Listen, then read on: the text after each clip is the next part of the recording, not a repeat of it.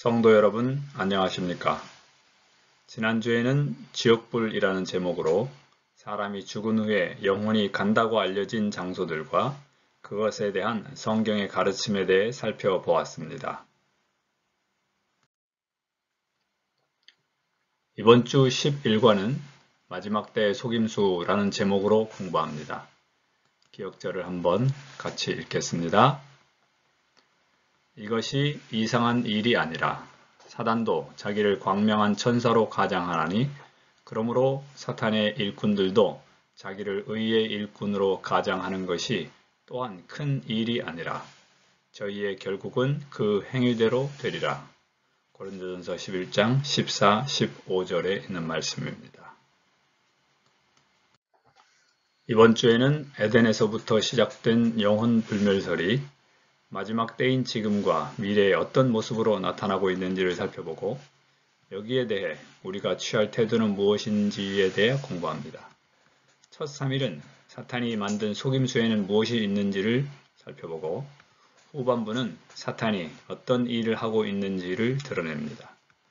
끝으로 이런 사탄의 속임수로부터 우리 자신을 지키는 방법을 제시하고 있습니다. 첫째 날입니다. 사탄이 만드는 속임수의 첫 번째는 신비주의와 포스트 모더니즘입니다. 신비주의는 신이나 절대자와 결합하는 영적 경험이나 자신을 완전히 잊은 상태를 의미합니다. 일부 교회에서도 이런 개인적인 경험이 성장한 그리스도인이라는 표적으로 인식되고 있습니다. 성경을 통해 진리를 확인하기보다는 개인의 주관적 경험으로 대체하면서 결국 각 사람의 주관적인 경험과 판단에 의지하게 만듭니다.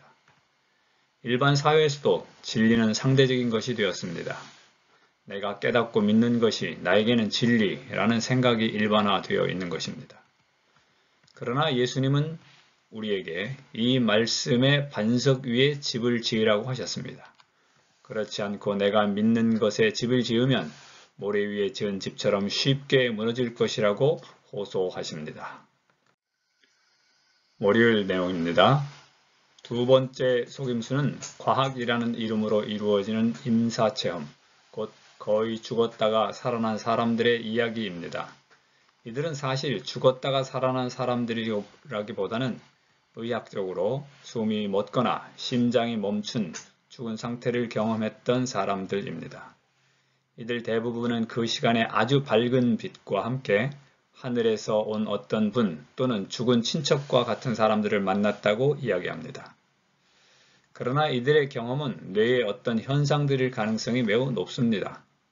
아울러 죽은 지 4일이 지나서 부활한 나사로를 포함해서 성경에 기록된 죽었다가 살아난 사람들 중 어느 누구도 천국, 연옥, 지옥 같은 사후 경험에 대해 전혀 말하지 않았습니다.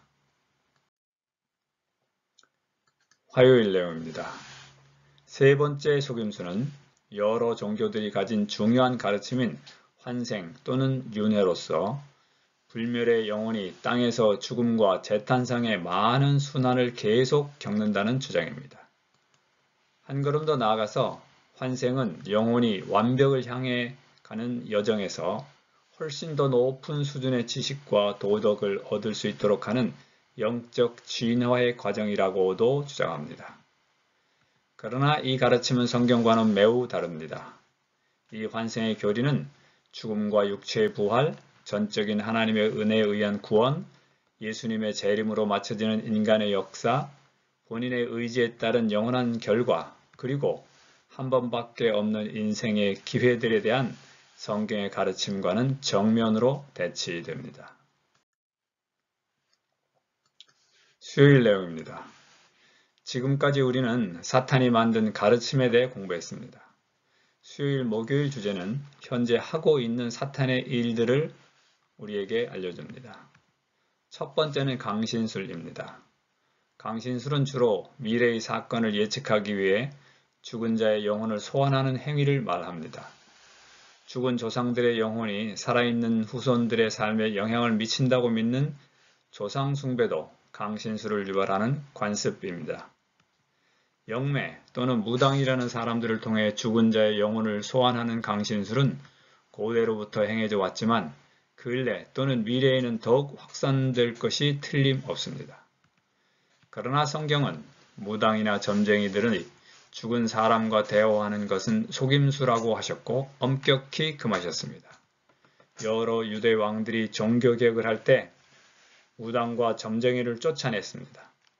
사무엘상 28장에 기록된 엔돌의 무당을 통해 나타난 사무엘의 경우는 강신술을 금하신 하나님께서 그런 요구에 응하실 리 만무하므로 사탄이 사무엘의 모습으로 또 음성으로 나타나 사울을 속인 것으로 이해할 수 있습니다.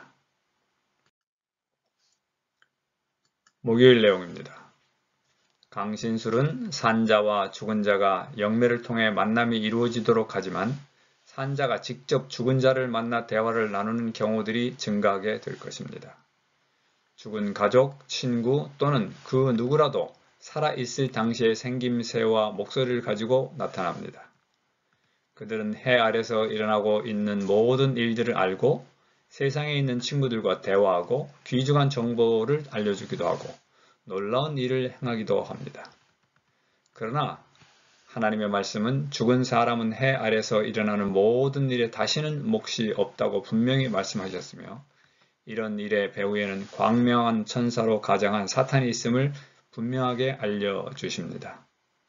이 모든 사탄의 기만은 하나님의 말씀 위에 굳게 서 있지 않은 자들을 속이기 위해 사용될 것입니다.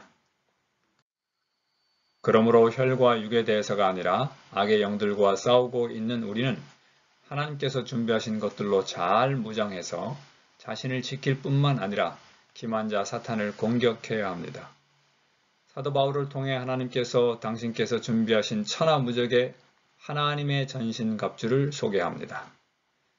진리로 너희 허리띠를 띠고 의의 호심경을 붙이고 복음의 신을 신고 믿음의 방패를 가지고 구원의 투구와 성령의 검 곧 하나님의 말씀을 가지라고 호소하십니다. 우리는 세상에 지금까지 보지 못한 큰 환란이 곧 닥칠 때 살고 있습니다. 그러나 하나님은 사탄이 넘지 못할 선을 정하셨습니다. 우리의 가장 거룩한 믿음이 바로 그 성벽입니다. 우리가 믿음으로 계속 강해지고 성장하면 전능하신 분 안에서 우리는 안전할 것입니다. 성도 여러분, 어떤 형태든지 간에 몸과 분리된 죽은 자의 영혼은 절대 없으며 이 모든 것은 사탄의 속임수일 뿐이라는 이 절대적인 하나님의 말씀을 확신하시고 앞으로의 모든 속임수에서 승리하십시다. 감사합니다.